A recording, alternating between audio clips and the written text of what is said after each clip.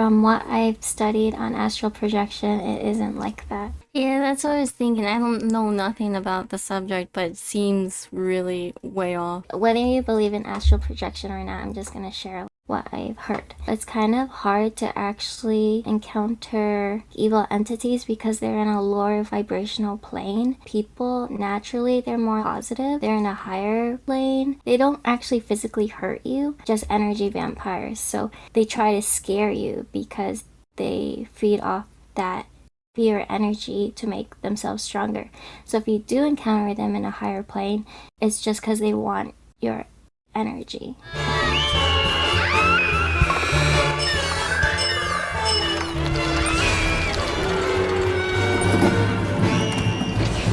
A comparison I heard was like a mosquito. You're just using your energy supply. They can't possess you from the astral plane to come back in your physical body.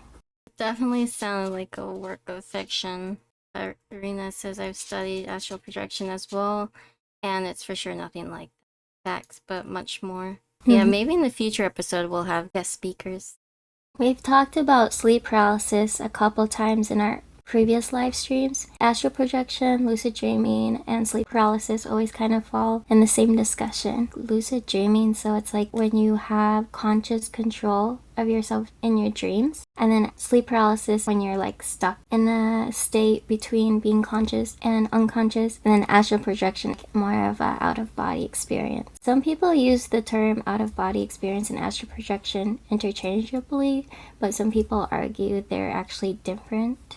I was wondering why the gas mask, and I looked into it more. It's not really a known technique. It's made up, but the idea is that you want to deprive your senses so that your psychic sensitivities are heightened. Black out any external things that could stimulate your senses. There have been experiments to do that dating back to the 1930s. Red meat dilutes your senses. Oh, okay, I see. Just thinking maybe the gas mask was also so that he could hear her whispering better, maybe? I don't know. What I didn't understand is why did he talk out loud what she was saying and write it?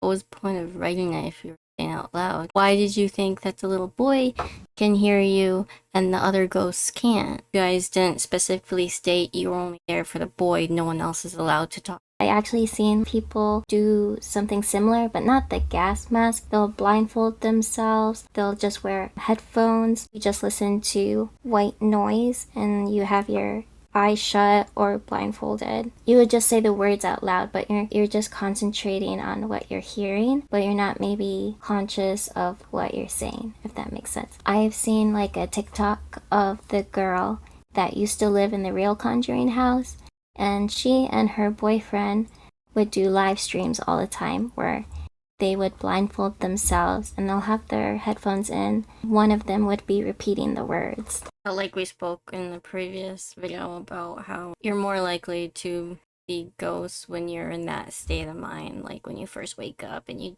don't know what's real, what's not. And depends on how ancient the spirit is, magic is, depends on the culture.